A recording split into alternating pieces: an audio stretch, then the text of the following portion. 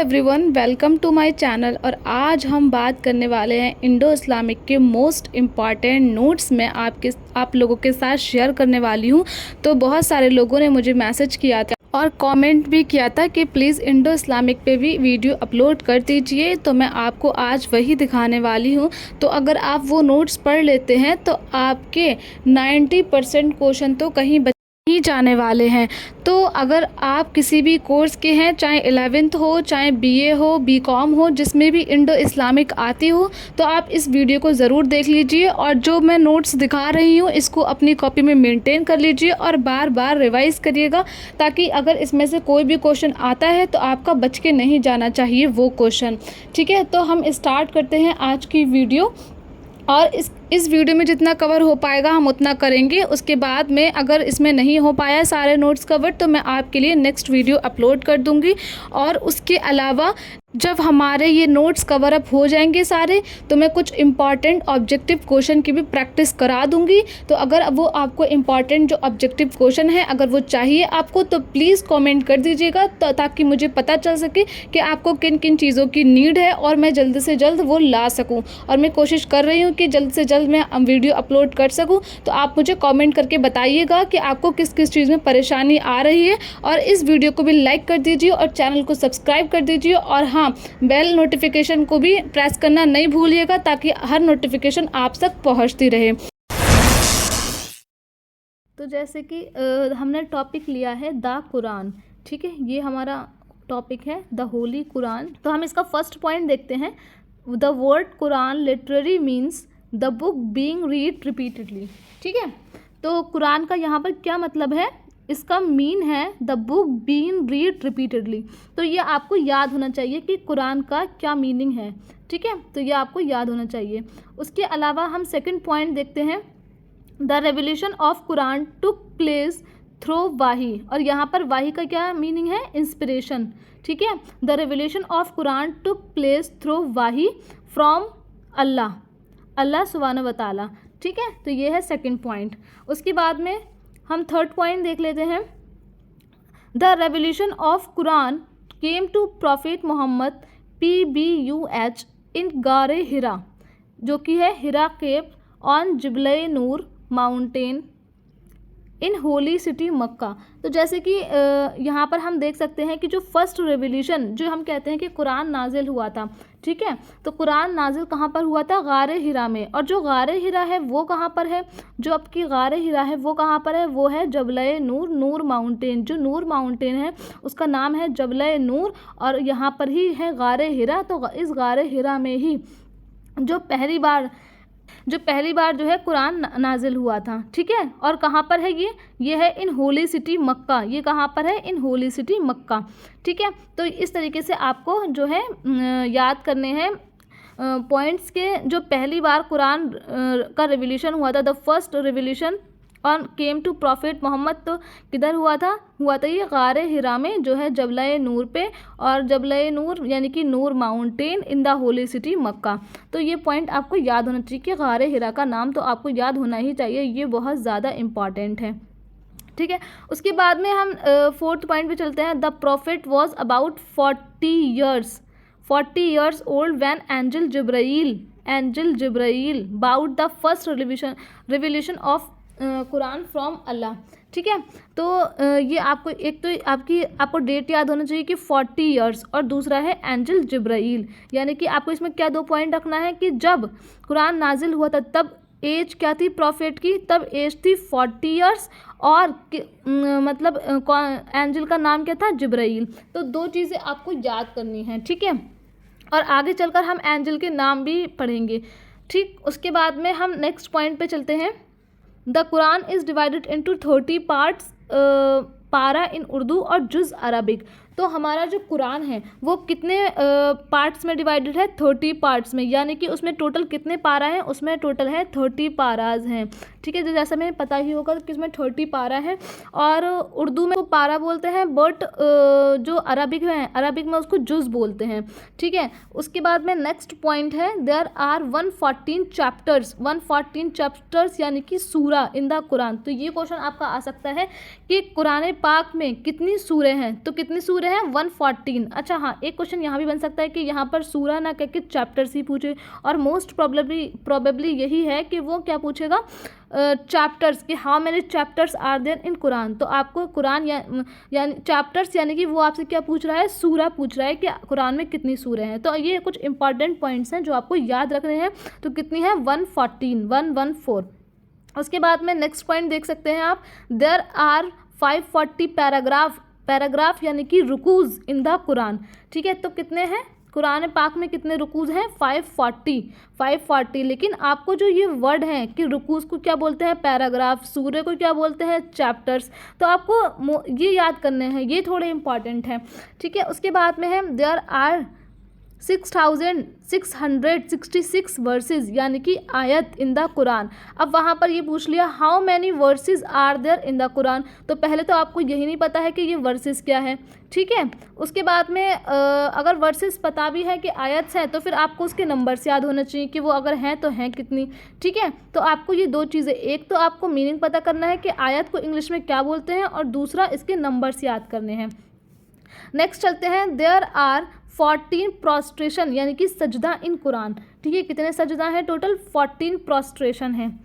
उसके बाद next point है द फर्स्ट सजदा इन सूरे अल अरफ। तो ये भी पूछ सकता है कि कुरान में अगर 14 सजदे हैं तो फर्स्ट सजदा कहाँ पर दिया गया है, तो दिया गया है पहला सजदा दिया गया है सूरे अल अरफ में, और ये है चैप्टर 7 वर्सेस 207।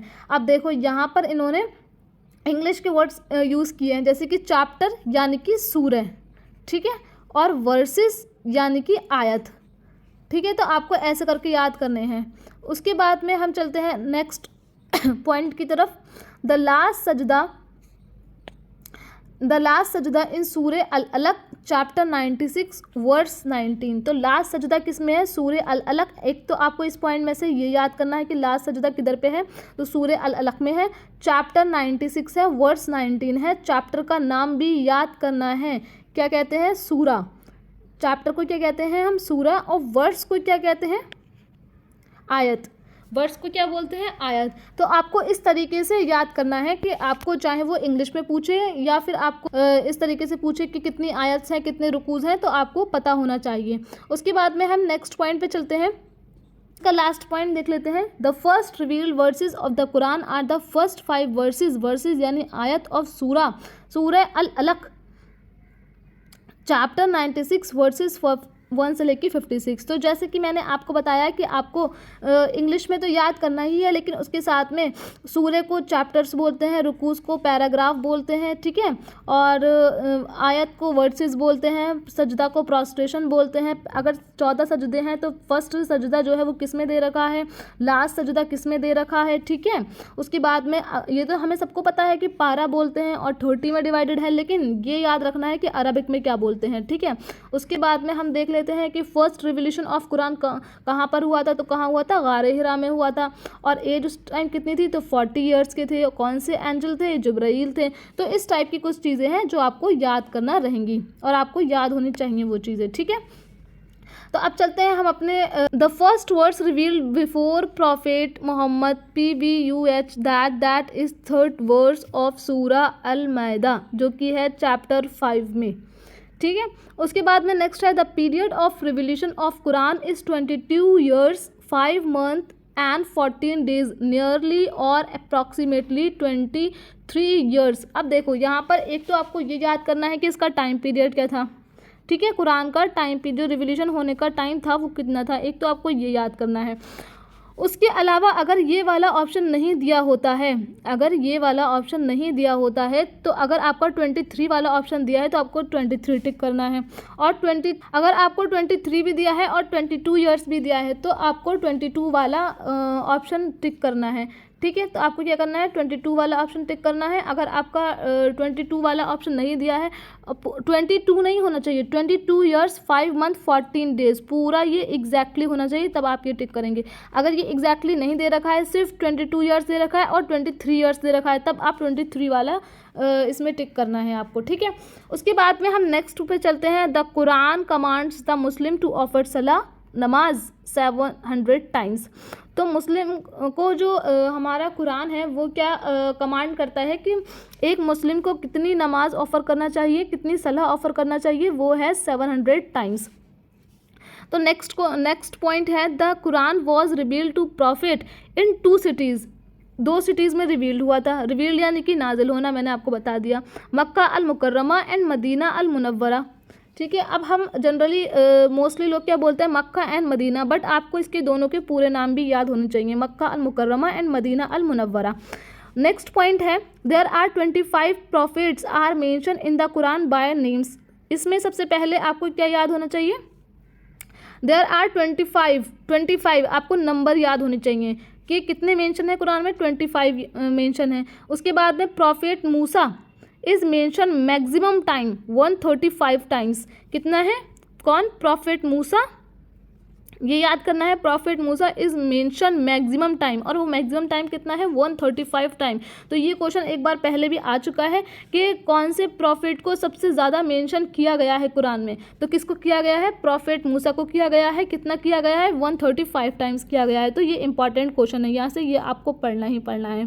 उसके बाद में हम चलते हैं next, followed by prophet Ibrahim 4 time as Muhammad and 1st time as Ahmad. Next point पे चलते हैं, God almighty name Allah is mention 2584 times in the Quran. तो आपको ये नंबर जो है वो याद करने हैं कि कितने टाइम जो है अल्लाह वर्ड मेंशन किया गया है कुरान में। God almighty name Allah is mention 2584 times in the Quran. तो आपको ये इसका हर पॉइंट जो है बहुत ज़्यादा इंपॉर्टेंट है, हर पॉइंट से क्वेश्चन बन सकता है, इसलिए आपको कोई भी पॉइंट स्किप नहीं करना है। उसके बाद में हम नेक्स्ट पॉइंट पे चलते हैं, 99 attributes the glorious name of Allah Asma Husna are mention in the Quran.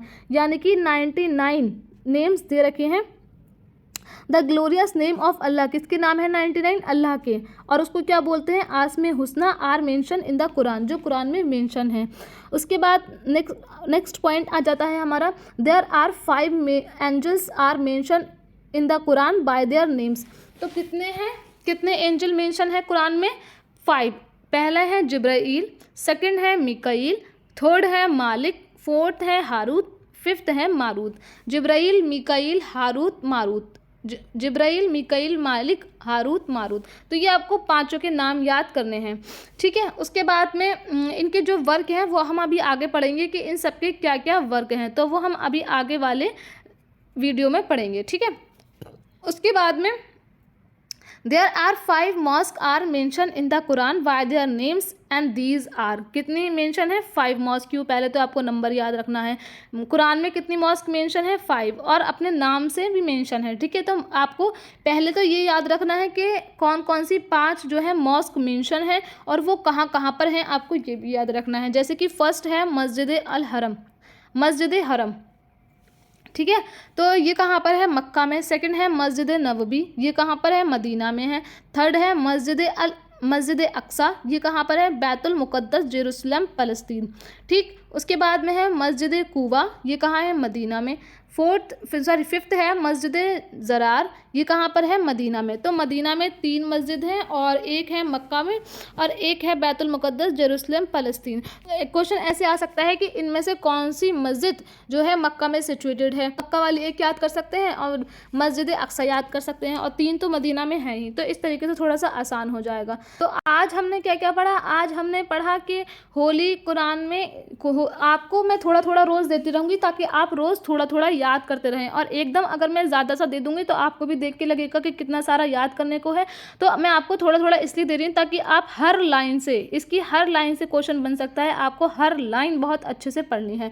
ठीक है, इसकी हर लाइन से क्वेश्चन बन सकता है, तो आपको हर लाइन अच्छे से पढ़नी है। उसके बाद में क्या आगे का भी पढ़ेंगे, बट फिलहाल आप रोज़ थोड़ा थोड़ा, जितना मैं वीडियो में अपलोड कर रही हूँ आप उतना पढ़ते रहिए, थोड़ा थोड़ा, बाकी का मैं आगे अपलोड करती रहूँगी, और आप बस पढ़ते रहिए और बार बार रिवाइज़ करते रहिए हर चीज़ को। ठीक है, ऐसा नहीं है कि एक बार पढ़ के और उसको छोड़ दें। जब तक आप रिवीजन नहीं करेंगे तब तक आपका काम नहीं चलने वाला। अगर आप एक बार पढ़ के छोड़ देंगे तो हो सकता है कि आपके माइंड से स्किप हो जाए। तो आपको रिवीजन बहुत ज़्यादा ज़रूरी है, किसी भी इंट्रेंस की तैयारी या किसी भी चीज़ को मेमोराइज़ करने के लिए उसको रिवीजन बहुत ज़्यादा ज़रूरी है। तो आप बार बार रिवीजन करते रहिए, और मिलते हैं हम नेक्स्ट वीडियो में। तब तक के लिए बाय बाय, टेक केयर।